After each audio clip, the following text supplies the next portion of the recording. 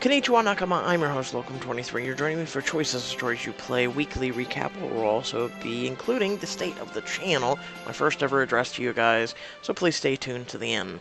First, let's go ahead and dive in with Sophomore. Askia, IKEA, I would more or less compare it to Goodwill, honestly. IKEA is really expensive, really overrated Swedish furniture that I've never really been that impressed with, and a lot of jokes are made about IKEA. Let's put it that way. Next up, Becca's hair. Holy hell. I don't know what to say. I really don't know what to say. Her hair was horrible. And that also leads me into the house party. I'm wondering, by her going to the house party, will some other people that we've probably never met. We've only met, I mean, think about this. We've only ever met Madison from the sorority. We've never met anyone else. So I'm wondering if these other people that quote-unquote voted for Madison and left back out in the cold, I'm wondering if maybe they might show up. Kind of be like the people that were with Caitlyn and everything. You know, kind of the equivalent. Maybe meet some people from the sorority. Maybe get some rivalry going. Maybe bond us with Becca. Or will Becca's old self show true? Will it show that, oh, see, I'm in this house, I've got this cool shit, my house is better than the Kappa Psi, blah, blah, blah, blah, blah. And, or, maybe this will be a way of her reclaiming she's not rock bottom. Who knows? Heroes! Really? Pixelberry? The costumes. Costing diamonds. Both of them. So now we just have like a little mask, high-tech mask, no less. Can do tons of shit. But, you know, just the costume costs diamonds. Which sucks. And maybe they'll give us a cheap one or a free one here in the future. But otherwise, all we have is a mask and a jumpsuit for now. Not even a jumpsuit, it's just a, you know, a hoodie. Deal with the devil Silas at the end there with the main bad guys. It's really a deal with the devil. Everyone compared him to Lionel Luthor in Smallville, sure, for looks, attitude, and the way he's conniving and everything. I'd say he's more now a Lex Luthor instead of a Lionel Luthor. And, you know, he's that kind that hates poor people. He hates the little guy. He wants to stomp on them as if they're an ant. And Grayson, which I believe is Talon, but I guess we'll find out in time. Basically, I feel like they'll balance the scales, because every great hero needs a sidekick or another hero to help him. Next up is Endless Summer, which, wow, that was 50 plus minutes of wrecking ball shit. So the ritual thing that caused the Cetus to come and attack the Vonti village, I mean, what did it do? Skip right over Rourke? I mean, did it really just skip right over him, or what? I'm just so confused by that, really. Because it said the thing made kind of like the idols more radiant or whatnot to make them more drawn to one another, or the ritual, you know. And so you've got Cetus who came and attacked the Vonti village, which makes me question, so if he was able to pick up any of the idols and he came for those, one, are there any idols inside of Cetus now? And two, Rourke. If he didn't go for Rourke first, or maybe he did, or maybe he didn't completely at all, because is it possible that Rourke is outside of space and time? We, through an entire first book, didn't encounter him. Second book, we encounter him because he's wanting to encounter the idols. He's wanting to gather them all. Aside from that, he doesn't give a shit about anybody. Which, makes it interesting. And also, damn the Quinn situation. Like I said, the emotional wrecking ball of especially emotional for that. It's tough. It's really tough. So I guess my question is, or my thought, will gathering all the idols reverse things, fix things, set things on a path, completely erase everything? Imagine it. Endless Summer never happens. Not from their perspective. They go back to going in college or high school or wherever they are, wherever they're doing. Jake goes back to being a pilot for hire. Estella goes back to hating Rourke. Or maybe Rourke gets wiped out and maybe they keep their memories. Or, maybe something like that. Who knows? Maybe there might be a way somehow to save Quinn through the idols and gathering them together. Or maybe the Vaughn team might have a way of saving her. Or maybe her drifting off, maybe she literally just drifted off. Maybe she just passed out because how fatigued she was. Or, since Rourke has all this future technology that we couldn't even dream of, a future gun and all this other shit, perhaps, just perhaps, he has a cure for Quinn. Because it's a bargaining chip now, isn't it? So, I guess we'll find out with that. Next up, royal romance. Wouldn't it be smarter for Hannah to be around the victor of the Prince's Heart to help the family, or at least, I don't know what the exact word is. Kind of like Maxwell and Bertrand, for House Beaumont, are pushing you in exchange for, I don't know how you're going to help them, I guess because you'll be connected to them, and then they'll come to you and be like, so we need a loan, I don't know. I honestly don't know. I don't know how all that works out. And honestly, that's never been really explained to us. So right now it's just, well, by putting you into power, it puts House Beaumont better than everyone else. Well, if you're broke, dude, you're broke. That doesn't put you above anybody, because how are you getting money from something? I'm so confused right now by this whole situation. Maybe someone can explain to me this royal etiquette, even if it even exists. Normally by combining two houses, the houses profit off of one another. But I mean, this is King, Queen, and it's not a house. It's King and Queen, and it's just House Beaumont. So, I don't know. I feel like, so we've got the coronational ball coming up, right? That's where the prince is going to pick, okay, I like Riley, or I like Olivia, or I like Madeline. Or, as they popped a little hint up, they had mentioned that it would be quite scandalous, and it would be against the rules for Liam not to choose anybody. Whose rules? He's gonna be king. Whose rules? Yes, he wouldn't become favorite of the people, but whose rules? Honestly, let's think about that. Which again, we never countered, and we never got any information about the Tarek thing. Remember him? From like 2 chapters ago, where, he thought Riley was into him and everything, and oh, I'm so glad you greeted me on my bed. I was told you had feelings for me. But the thing is, one, who was he told by? He sure as hell wasn't told by Liam. Perhaps it was a test. Now, this is something that actually popped up in my head. Perhaps it was a test by Liam. Perhaps it was a gimmick or something set up by the Queen, Madeline, Olivia. Someone somewhere set him up to set you up. Who? Damn it, who? It triggers me not to know this. Next up, the love hacks, which I wish more people would tune into. I'm glad for the royal ones that tune in, and, I wouldn't say royal, loyal, I guess is the right word. I really thank you. But I feel like, and let me know if you agree with this, I feel like the whole friendship thing, the foosball competition, but friendly at the same time, shit, was really pushed between Mark and Ben. I really felt it was pushed. So, next up is Leia ignores the phone calls, right? There was nothing you can do to change that, by the way. It was, I'll take it under advisement and I'll think of what to do. And then Leia added her own drama to love hacks, right?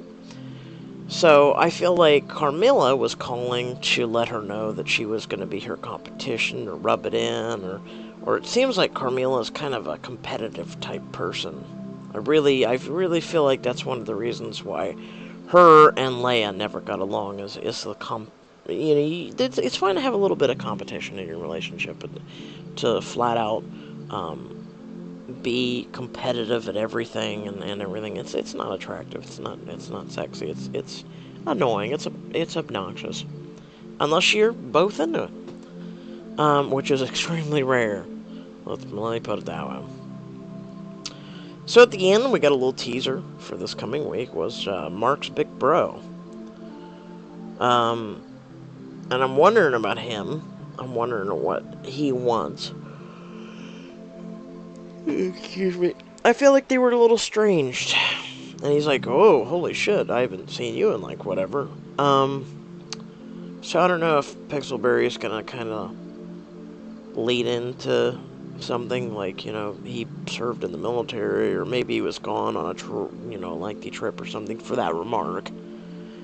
Or basically maybe his brother just stepped out of his life. And, maybe by him doing the Dopey Cat shit, maybe he might be linked to one of the companies that are trying to purchase Dopey Cat, for all you know. Or maybe his bro might need a loan or something. I don't know.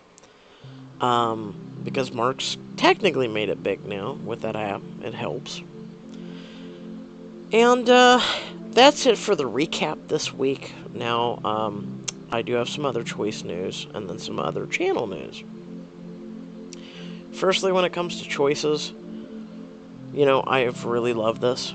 And as I said in the end of a couple of videos this week, I didn't want to be known as the choices guy. I gave you guys a couple of days before doing any more Diamond Editions, and during that time, I really thought to myself, and, I can't be stupid about things, I'm not made out of money. I wish I was.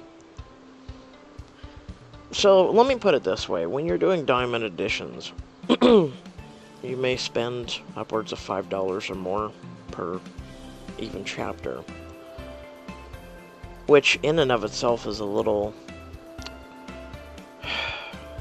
sickening. I mean, think about it. A lot of people complain horribly about how expensive the diamond options are and how expensive the diamonds are, period.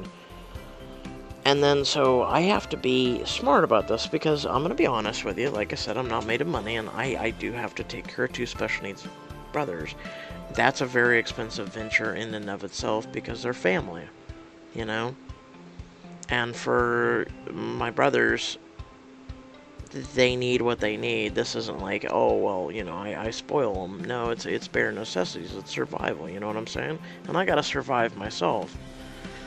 So with the YouTube thing and everything, what I did was I was like, okay, well, I'm willing to do some diamonds. I'm willing to do this, but when you're spending money and then you're only making, say, for instance, you spend $5 and you only make a quarter back. Literally, not a 1/4 of it, literally 25 cents, okay? When you're only making that back, and eventually you're taking big hits and big hits and big hits and big hits, and financial things are crunching down, you have to eventually look at it and say, you know what, maybe I just need to take a break from this. So I have decided that for now, I am going to take a break. Not indefinitely, but I am going to take a break from doing straight Diamond Editions. I mean, I literally was almost doing a half a book to a whole book in 1 week. So that was quite pricey venture. I can't do that. I honestly can't do that. My life is not in the way it is. And you may think, well, being YouTube, you must be lucrative. No. No. And then, like I said, when it was coming to Diamond Editions, I mean, some chapters were only getting like 100 views, and it's like I said, that's where you're getting maybe a dime back. And I have to look at analytics. I have to look at all that. So that hurts. And then, like I said, I don't want to be known as a choices thing. One of the reasons why I added a bunch of different pictures all throughout this entire video, such as one you're looking at right now, is so many games. There's so many games I have. There's so many things that I'm not showing you right now that I want to do, such as Fortnite. Fortnite only got 50 views. It's a fantastic game with a lot of people in it. It's fantastic building game, survival, sandbox, everything. There's so many high-def games that I want to play too. and I want to do, different things. I want to differentiate. I want to give variety, as one person said. So I don't want to just be, like you see here, diamonds and choices person. I want to do more. I have the ability to do more. So we have the letter, we have the Mummy Dark Universe stories. We've got so many other apps that you guys haven't even got to see here. That I literally have a list of 20 apps. And they're fantastic apps. They're highly rated. They're higher rated than choices in and of themselves. And I'm sitting here going, well, my time, again, time is a thing kind of like money. It's a commodity, right? But I have more time than money, let's put it that way. So I have to spend, anywhere from 30 to 40, and even sometimes 60 minutes doing one choices video. And then uploading and everything on top of that. So it's really tough. It's really tough. So right now, like I said, I'm trying to add variety. And I tested the waters this week, and the waters, there was no fish. There was no fish to be had. That's why I sat for a few days, and I really sat and I thought. And with choices especially, I have a kind of a thing going where I don't do what any other YouTuber does. I don't sit here and just completely mute myself and just speed read and speed tap through and hope you can keep up. And then there's like very rarely anybody that actually does just regular reading. I think out of all the YouTubers that I know, and right now there's about 8 on the top of my list. 6 to 8. 6 of those do straight out just clicking. And maybe 1 does reading. I'm the only person that actually does reading and voice acting.